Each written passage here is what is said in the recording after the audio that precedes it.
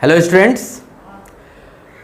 तो बच्चों, हम लोगों ने अपनी प्रीवियस क्लास में मेथड्स ऑफ चार्जिंग पढ़ा था।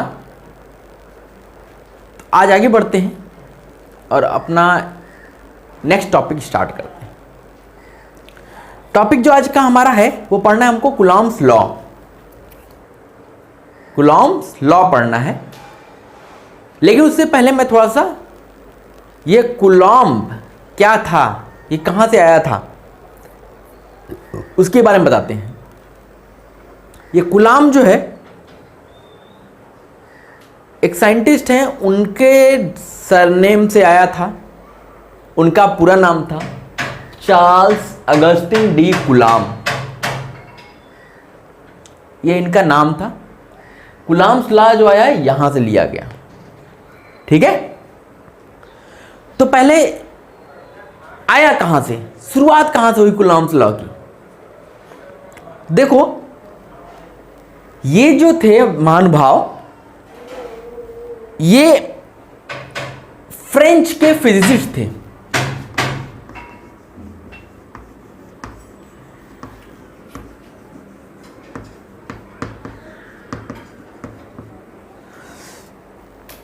फ्रेंच मतलब फ्रांस।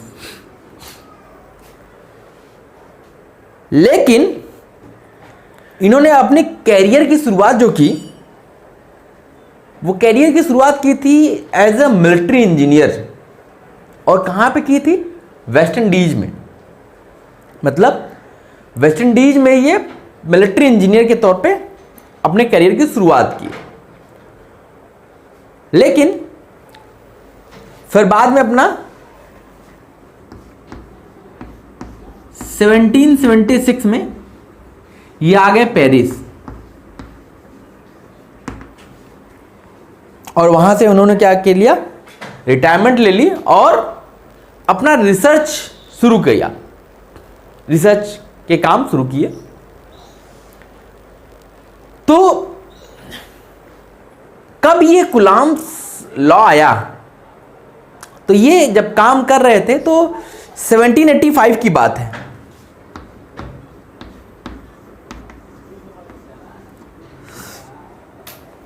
इन्होंने एक रिलेशन दिया। क्या रिलेशन दिया? He gave inverse square relation.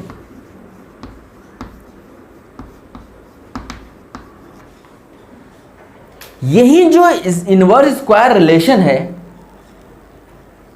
इसी को आज के समय में नाउ नोन एज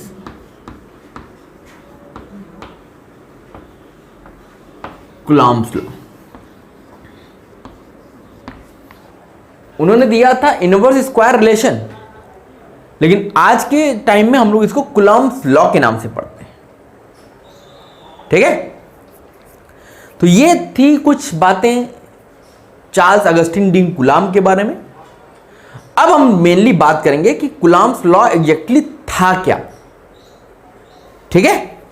चलो देखते हैं कूलॉम्स लॉ को। चलो भैया, अब हम लोग देखते हैं कि कूलॉम्स लॉ क्या है, ठीक। ध्यान से देखिएगा। मान लीजिए हमारे पास एक चार्ज है Q1 और एक दूसरा चार्ज यहां पे है Q2। ये जो दोनों चार्जेस हैं, इनको हम लोगों ने लिया है पॉइंट चार्ज। पॉइंट चार्ज लिया, बहुत छोटा चार्ज, ठीक। और इन चार्जेस के बीच की जो डिस्टेंस है बच्चों, वो है R। क्या है? R डिस्टेंस है। अब अगर दो चार्जेस आसपास में होते हैं तो क्या होता है उनके बीच में? या अट्रैक्शन या रिपल्सन। इसका मतलब है कि इस चार्ज पे इस चार्ज के कारण एक फोर्स लगेगा और उसी तरीके से इस चार्ज पे इस चार्ज के कारण एक फोर्स लगेगा। ठीक, अब क्योंकि यहां पे पॉइंट चार्जेस लिए गए हैं, साइन नहीं दिया, इसका मतलब पॉजिटिव मान के चलते हैं हम लोग। तो अगर ये पॉजिटिव चार्ज है, ये भी पॉजिटिव चार्ज है, मान लेते हैं ये चार्ज रखा हुआ था, ये चार्ज यहां पे भी रखा हुआ था, तो इस चार्ज पे इस चार्ज की वजह से एक फोर्स काम करेगा, ये इसको इधर की तरफ ढकेलना चाहेगा, तो इधर एक फोर्स लगाएगा। ठीक है भैया, इस चार्ज पे भी इस चार्ज की वजह से एक फोर्स लगेगा, ये इधर की तरफ ढकेलेगा, इधर भी एक फोर्स लगेगा। ठीक, दोनों चार्जेस पे एक दूसरे की वजह से फोर्स लगेगी। ठीक, तो कूलम्ब्स लॉ हमसे यह कहता है कि ये जो फोर्स था इसका जो मैग्नीट्यूड है, फोर्स का मैग्नीट्यूड, अब मैग्नीट्यूड मैं ऐसे नहीं लिख रहा हूं, इसके ऊपर एरो नहीं लगा, इसका मतलब ये वेक्टर नहीं रिप्रेजेंट कर रहा है, ये मैग्नीट्यूड को रिप्रेजेंट कर रहा है। ठीक है, तो कूलम्ब्स लॉ ये कहता है कि जो ये फोर्स लगेगा उसका जो मैग्नीट्यूड होगा is directly proportional to the product of charges Q1 and Q2। ये फोर्स जो होगा इन दो चार्जेस के प्रोडक्ट के डायरेक्टली प्रोपोर्शनल होगा। ठीक है, आगे कहता है कि ये जो फोर्स होगा इनके बीच में जो डिस्टेंस है उसके स्क्वायर के इनवर्सली प्रोपोर्शनल होगा। तो इनवर्सली का मतलब 1/r²। ठीक, तो हमने क्या किया, हमने दोनों को कर दिया combined. F is proportional to Q1 Q2 upon r²। तो आप सबको पता होगा कि जब हम प्रोपोर्शनलिटी साइन हटाते हैं तो एक कांस्टेंट जोड़ना पड़ता है। हां सर, ये तो हमको पता है। तो हमने क्या किया, एक साइन हटाया, इक्वलिटी लगाई और यहां पे कांस्टेंट लिखा K Q1 Q2 upon r²। यही हमारा क्या है, कूलम्ब्स फोर्स है, जहां पे ये K क्या है, यह है प्रोपोर्शनलिटी कांस्टेंट।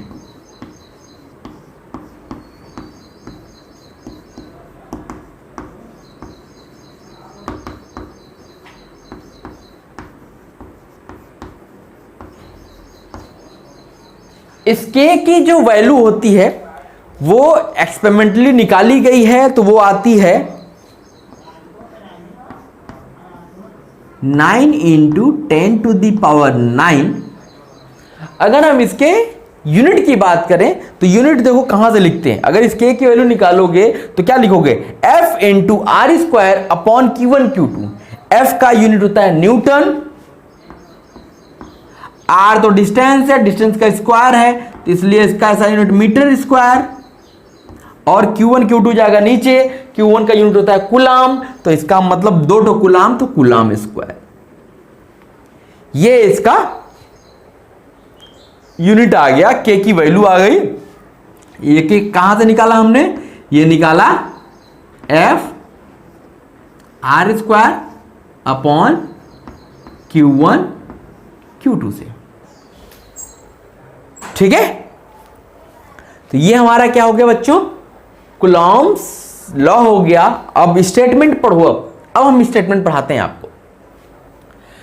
कहता है अकॉर्डिंग टू दिस लॉ, देखो मैग्नीट्यूड किसका, इलेक्ट्रोस्टैटिक फोर्स का, जो कहां लग रहा है, बिटवीन 2 पॉइंट चार्जेस। ये पॉइंट को हाईलाइट कर लेना, ये पॉइंट चार्जेस पे एप्लीकेबल होता है, सिस्टम पे नहीं अप्लाई होता है।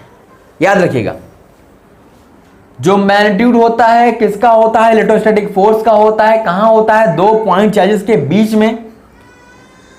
ये क्या होता है, डायरेक्टली प्रोपोर्शनल होता है किसके, to the product of charges के। किसके प्रोपोर्शनल होता है, चार्जेस के प्रोडक्ट के, ये लिखा हुआ है। एंड और क्या होता है, इनवर्सली प्रोपोर्शनल होता है किसके, are the square of the distance. जो डिस्टेंस होता है उसके स्क्वायर के इनवर्सली प्रोपोर्शनल होता है, जो उन दोनों के बीच की डिस्टेंस होती है। इसी क्योंकि ये इनवर्स रिलेशन है, ये इनवर्स, इसी को इनवर्स स्क्वायर लॉ बोलते हैं। क्यों, क्योंकि डिस्टेंस के स्क्वायर के इनवर्सली प्रोपोर्शनल है। तो उन्होंने यही दिया था इनवर्स स्क्वायर लॉ, इसी को आज हम लोग जानते हैं कूलॉम्स लॉ के नाम से। ठीक है, इतना नोट कर लो, फिर छोटे छोटे क्वेश्चंस लेंगे इस पे बेस्ड, फिर आगे कुछ चीजें पढ़ेंगे। अभी आप कहोगे सर इस के की वैल्यू कुछ होती है, आप यहां तो वैल्यू बता दिए और के को कुछ और लिखते हैं, वो भी बताएंगे। टेंशन नहीं, जल्दबाजी नहीं, आराम से पढ़ना है, सॉलिड पढ़ना है। ठीक है, नोट कीजिएगा। चलो बच्चों, एक क्वेश्चन लेते हैं छोटा सा और कॉन्सेप्ट की शुरुआत करते हैं। देखो जो हमने पढ़ा, कहता है when the distance between two charges is halved. ध्यान से समझना, बहुत आराम से पढ़ाऊंगा बच्चों, जल्दबाजी वाली बात नहीं है। Q1 Q2, पहले मान लिया इनके बीच की डिस्टेंस थी R। ठीक, अब कहता है अगर इस डिस्टेंस को आधा कर दिया जाए, यहां पे चार्ज Q1 हो, यहां पे चार्ज Q2 हो, और ये डिस्टेंस हो गई R/2, तो कहता है फोर्स बिटवीन देम क्या हो जाएगा। देखो R डैश क्या हो गया भाई, R/2 हो गया। तो पूछ रहा है F डैश कितना हो जाएगा। पहले मान लिया यहां पे फोर्स था F, अब यहां फोर्स हो गया F डैश। तो ध्यान से देखो, अभी आपने क्या पढ़ा कि जो फोर्स होता है is inversely proportional to square of the distance between them. ठीक है, तो ये इनवर्सली प्रोपोर्शनल होता है, तो एफ डैश क्या हो जाएगा, 1/r डैश स्क्वायर के बराबर हो जाएगा। अगर आप इन दोनों का रेशियो ले लो, एफ डैश अपॉन एफ, तो पहले तो आएगा 1/r dash square upon 1/r square आएगा। ये r स्क्वायर गया ऊपर और ये r डैश स्क्वायर आया नीचे। अब r डैश की वैल्यू रखो भैया, r स्क्वायर अपॉन r/2 का होल स्क्वायर, ये मिला r square upon r square into 4। r square से r स्क्वायर मर गया, तो f डैश की वैल्यू क्या आ गई भैया, 4 टाइम्स। तो कौन सा ऑप्शन आप मारोगे, बताओ, which option will you correct. Fourth option, आराम से 4 टाइम्स होगा। तो थोड़ा सा जो पढ़े उसको इंप्लीमेंट करना सीखना है हमको। ठीक है, नोट कीजिए और क्वेश्चंस लेते हैं।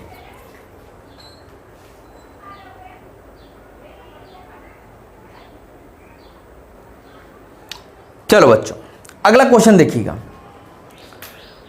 पहले क्वेश्चन देख के आपने खुद से ट्राई कर लिया कीजिए, फिर उसके बाद मैं सॉल्यूशन दिखा कीजिए, ताकि आपको भी लगे कि आपने पढ़ा है तो समझ में आया कि नहीं आया। जब खुद से करोगे तभी तो पता चलेगा, हम तो करते रहेंगे, हमें एग्जाम नहीं देना ना, देना एग्जाम आपको है, तो खुद से करने की आदत डालिए।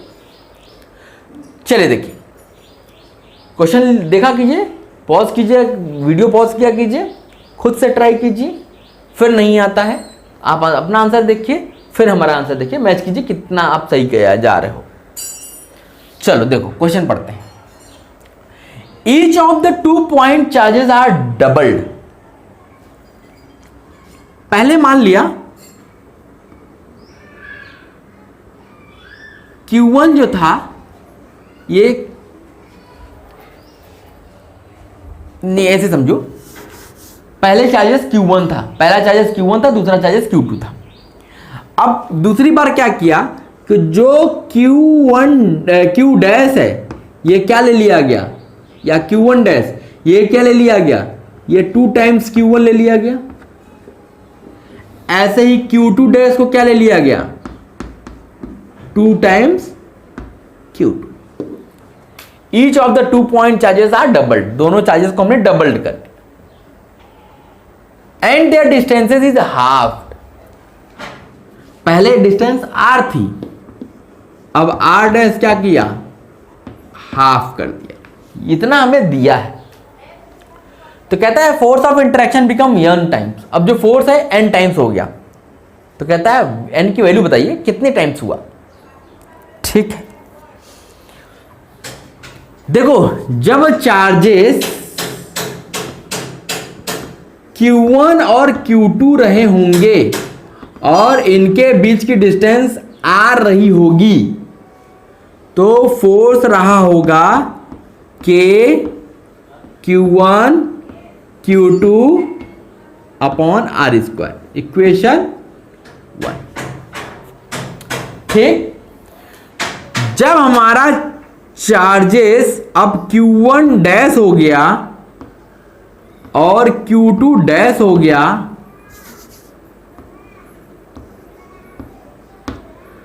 और इनके बीच की डिस्टेंस हो गया r डैश, तो अब जो फोर्स होगा वो हो जाएगा K Q1 dash Q2 dash upon r dash का स्क्वायर, इक्वेशन नंबर 2। ठीक, 2 इक्वेशन बन गई, ये हमारा f डैश हो गया।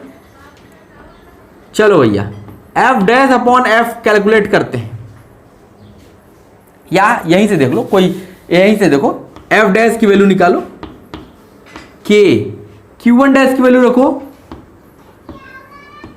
2Q1, Q2 डैश की 2Q2 अपॉन r डैश की r/2 का होल स्क्वायर। ठीक है, तो ये देखो, ये 2 2 जा 4 आ गया, और ये 2 2 जा 4, 4 4 ऊपर गया 16, तो हो गया 16 K Q1 Q2 upon r square, और ये K Q1 Q2 upon r square क्या है, f है, तो f डैश की वैल्यू क्या हो गई, 16 टाइम्स ऑफ f। इसका मतलब n की वैल्यू क्या होगी, n की वैल्यू यही 16 तो होगी।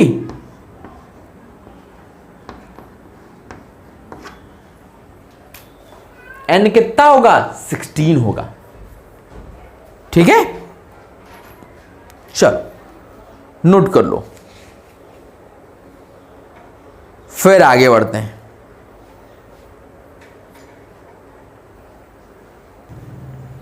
चलो बच्चों आ जाओ अगले क्वेश्चन पे। क्वेश्चन देखिए, लिखिए, वीडियो पॉज कीजिए, ट्राई कीजिए, फिर जो आंसर आता है फिर मेरे आंसर से मैच कीजिए कि आप कहां तक जा रहे हो सही। ठीक है, क्योंकि अभी एक बहुत छोटा सा formula K Q1 Q2 upon r square यही पढ़ाया है और इसी पे बेस क्वेश्चंस करा रहे हैं, तो बहुत बड़ा पहाड़ नहीं हुए, अभी तो आप कर सकते हो आसानी से। चलो देखो क्वेश्चन देखते हैं। 2 similar and equal charges, similar का मतलब एक जैसे हो गए, सेम टाइप के हो गए, और इक्वल चार्जेस हैं, सेम टाइप के होंगे तभी तो रिपेल करेंगे, और इक्वल चार्जेस हैं, और ये रिपेल जब कर रहे हैं तो फोर्स लगा रहे हैं 1.6 न्यूटन का। तो गिवन क्या है, Q1 आपका Q है, Q2 भी आपका Q है, एफ दिया है आपको 1.6 न्यूटन, इनके बीच की डिस्टेंस है 3 मीटर, इतना दिया हुआ है। तो बचा क्या, कुछ तो नहीं बचा। तो आपको पता है फोर्स लगाते हो आप, फोर्स का फॉर्मूला क्या पढ़े हो, के Q1 Q2 upon r square. चलो भैया फोर्स की वैल्यू रखो 1.6 इज इक्वल टू के की वैल्यू लिखाया 9 into 10 to the power 9 into Q1 की वैल्यू Q इंटू Q2 की वैल्यू Q अपॉन आर की वैल्यू 3 का होल स्क्वायर। तो देखो 3 3 या 9 से 9 खत्म, तो यहां से Q square is equal to 1.6, इसको उधर ले जाओ तो हो जाएगा 10 टू द पावर माइनस 9। तो अब देखो इसको आप क्या लिख सकते हो, इसको लिख सकते हो 16 into 10 to the power minus 10। तो Q की वैल्यू क्या आ जाएगी, स्क्वायर रूट लगाओगे 16 into 10 to the power minus 10, तो यहां 16 से 4 बाहर आएगा और 10 टू द पावर माइनस 10 से 10 टू द पावर माइनस 5 आएगा। अब यहां पे आंसर है माइक्रो में दिया है, माइक्रो में बदलने का मतलब यहां -6 करोगे तो एक जीरो बढ़ाना पड़ेगा, तो Q की वैल्यू क्या हो जाएगी 40 माइक्रो कूलम। 40 और 4 में कभी कभी बहुत गलती कर देते हैं बच्चे, सोचते हैं 4 माइक्रो कूलम आंसर देके आगे बढ़ जाते हैं और हो जाता है गलत। तो ये चीजें नहीं होनी चाहिए, ठीक है। छोटे छोटे क्वेश्चन करा रहा हूं बच्चों ताकि आपका कॉन्सेप्ट क्लियर हो। अभी आप क्वेश्चन लगाने की हैबिट डालो, आगे फिर अच्छे से क्वेश्चन करेंगे। अभी तो ये टिच्चू टाइप का क्वेश्चन करें, टिच्चू टाइप के, नोट करो। आगे लेते हैं क्वेश्चंस। चलो भैया देखो एक अगला क्वेश्चन। क्वेश्चन देखिए क्या कहता है कि Fg and Fe are the gravitational and electrostatic force between two electron situated at some distance. Fg क्या है, ग्रेविटेशनल फोर्स है, Fe क्या है, इलेक्ट्रोस्टैटिक फोर्स है। तो कह रहा है कि Fg और Fe का रेशियो बताओ आप किस ऑर्डर का होगा। एग्जैक्टली वो पूछ नहीं रहा है वैल्यू, वो पूछ रहा है ऑर्डर किस ऑर्डर का होगा। आपके पास ऑप्शंस दिए गए हैं, पहले मैं इसको थोड़ा करके बताता हूं, फिर उसके बाद बताऊंगा आपको कुछ शॉर्टकट तरीका क्या हो सकता था कि आप शॉर्टकट तरीके ऑब्जेक्टिव है तो कैसे आप सोच सकते थे, आंसर दे सकते थे केवल, ठीक है। चलो देखो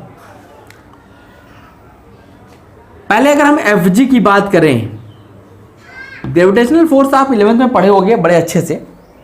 क्या पढ़े थे, G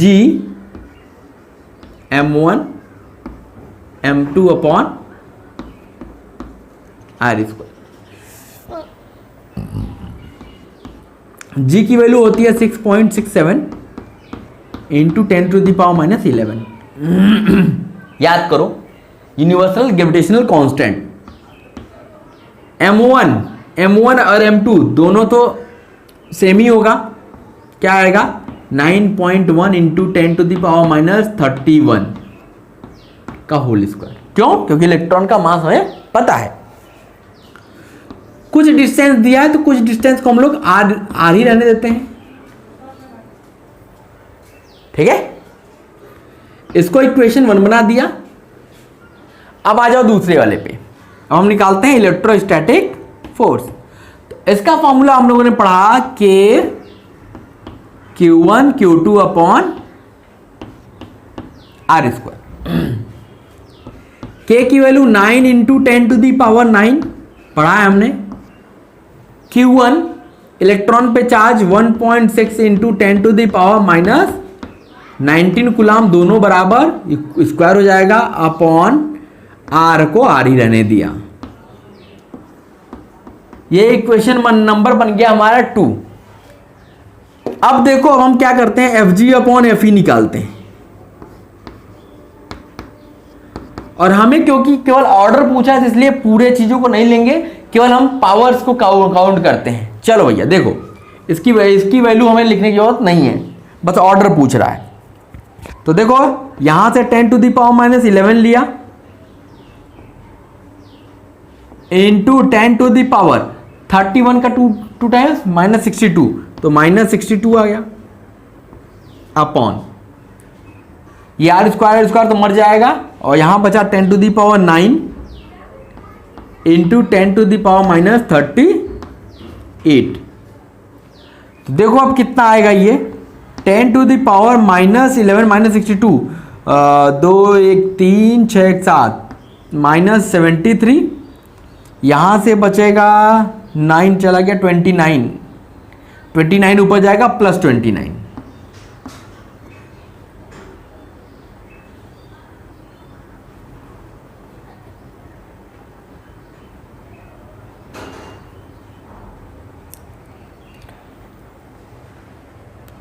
नाइन 61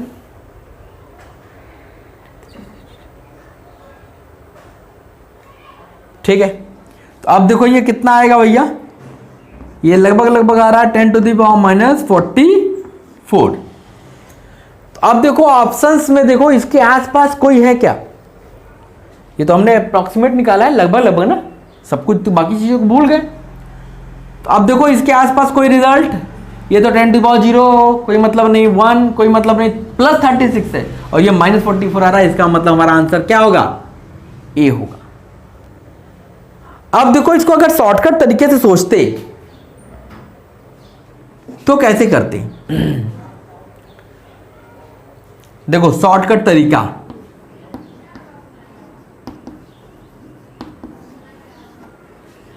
आप एक चीज जानते होगे, पढ़ा होगा जब आपने ग्रेविटेशनल पढ़ा था तो, कि Fg जो होता है Fe से बहुत छोटा होता है, इलेक्ट्रोस्टैटिक फोर्स से बहुत छोटा होता है।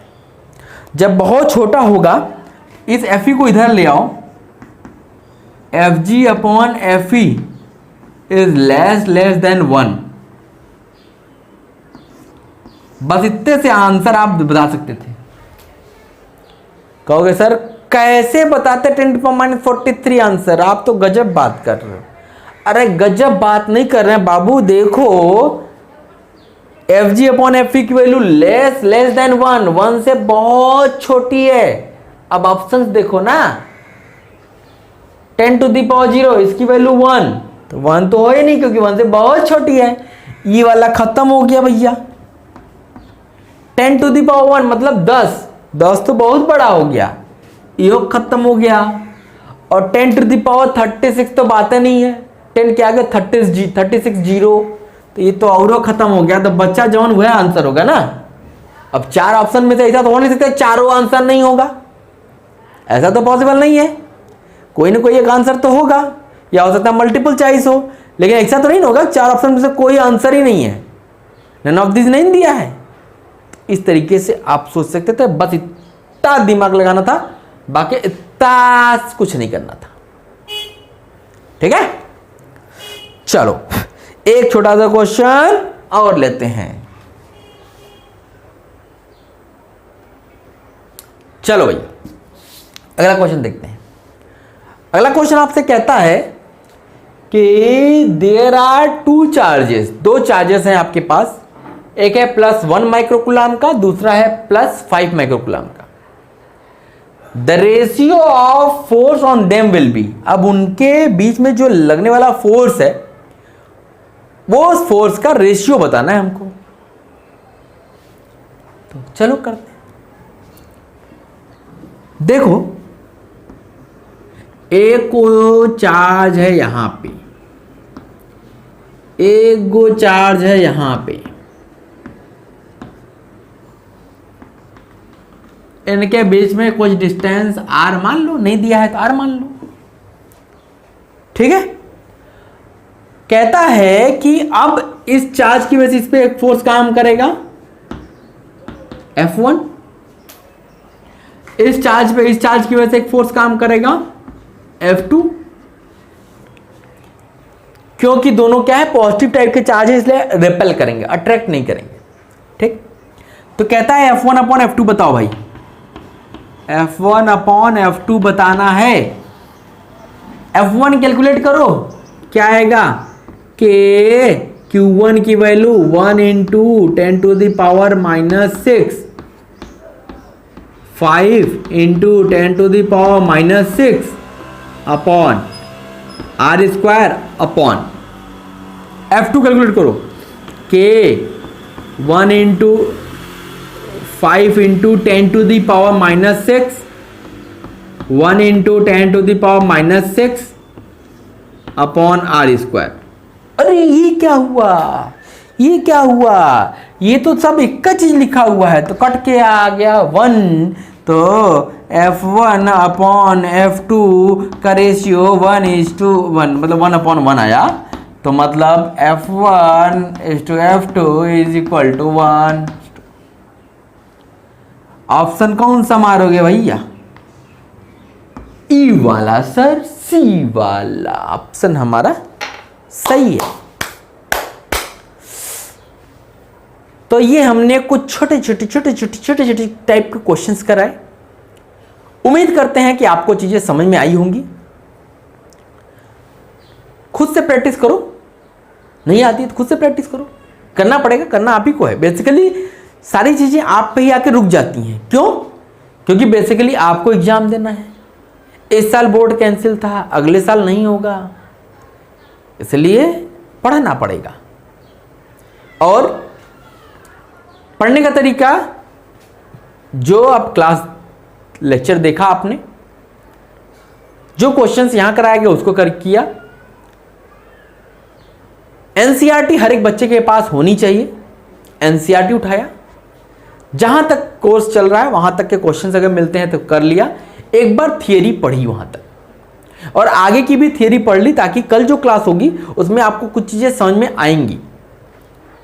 मैं एनसीईआरटी के अलावा और कोई बुक प्रिफर नहीं करता हूं, क्योंकि एनसीईआरटी जरूर पढ़नी है आपको, और कोई बुक पढ़ते हो तो बहुत अच्छी बात है, लेकिन एनसीईआरटी को जरूर जरूर जरूर से पढ़ना है। बिना इसके पढ़े दूसरी किताब मत छुओ, ठीक है? तो एनसीईआरटी को पढ़ना है, लगाना है, क्वेश्चंस डिस्कस करेंगे हम लोग। और इसके साथ एक बुक, अगर आप प्रिपरेशन कर रहे हो, आईआईटी जेईई नीट की प्रिपरेशन कर रहे हो, तो एक बुक और फॉलो करने के लिए मैं बोलता हूं, एचसी वर्मा जरूर लगाइए। वो तो लगाना ही लगाना है। अगर आप इंजीनियरिंग की तैयारी कर रहे हो तो ऑल ओवर इंडिया में हर एक कोचिंग हो, चाहे कोई भी हो, तैयारी अगर बच्चा कर रहा है तो एचसी वर्मा तो लगाना ही लगाना है, मस्ट है। और कोशिश हमारी भी है, अभी चल रही है, जहाँ तक उम्मीद है कि हो जाएगा ये, कि एचसी वर्मा पूरी कंप्लीट पार्ट 1 पार्ट 2 11th और 12th का जो पूरी कंप्लीट एचसी वर्मा है, एक एक क्वेश्चंस को हम बोर्ड पे सॉल्व करेंगे। इस पे काम चल रहा है और जल्दी ही वो स्टार्ट भी हो जाएगा, तो आप लोगों के लिए काफ़ी बेनिफिशियल हो जाएगा। लेकिन पहले आप खुद से लगाओ, बाकी हम तो लगवाएंगे ही, लेकिन आपको खुद से भी लगाना है। और एनसीईआरटी को जरूर पढ़ना है, जरूर से जरूर। एनसीईआरटी को मैं बहुत ज़्यादा फोकस कर रहा हूँ, क्योंकि पढ़ना ही पढ़ना है बेटा। एनसीईआरटी पढ़ोगे और कोई किताब नहीं पढ़ोगे तो भी काफ़ी अच्छा कर ले जाओगे, लेकिन उसको नहीं पढ़े, बाकी 1000 पढ़ लिए ना, तो 1000 तो पढ़ लोगे, कुल खिचड़ी पका लोगे दिमाग में, और समझ में कुछ नहीं आएगा। तो मेरा एक कहना होता है कि एक किताब को 10 बार पढ़ने की आदत डालो, बजाय इसके कि 10 किताब को एक बार पढ़ो। हम लोग फॉलो दूसरा वाला करते हैं, 50 किताब फैलाएंगे और पढ़ेंगे कुछ नहीं। यहाँ ये क्वेश्चन ऐसे किया, वहाँ क्वेश्चन ऐसे किया है, ये कैसे होगा? अरे काहे के लिए दिमाग खा पा रहे हो? एक पढ़ो, पहले एक पढ़ लो, उसको ऐसे इतना घुस के पढ़ो ना कि चीज़ों पढ़ने की नौबतें ना आए, फिर दोबारा काम खत्म। ठीक है, तो चलो आज की इस छोटी सी क्लास को यहीं छोड़ते हैं, और अगली क्लास में फिर मिलेंगे तो इसके आगे की चीज़ें कंटिन्यू करेंगे। बहुत आराम से पढ़ाऊंगा बच्चों, कोर्स की टेंशन मत लेना, कोर्स तो ख़त्म हो जाता है। ठीक है, कोर्स की टेंशन नहीं लेना है, कोर्स ख़त्म हो जाएगा। हाँ, पहले अभी शुरुआती दौर है, तो शुरुआत में पहले आदत डालनी है। धीरे धीरे पढ़ने की आदत डालो, फिर उसके बाद तो 4-4 घंटे की क्लास भी लूँगा तो भी झेल ले जाओगे। लेकिन अभी आधे घंटे 15 मिनट 20 मिनट की जो क्लास है उसको आदत डालो झेलने की, रोज़ बैठ के देखने की।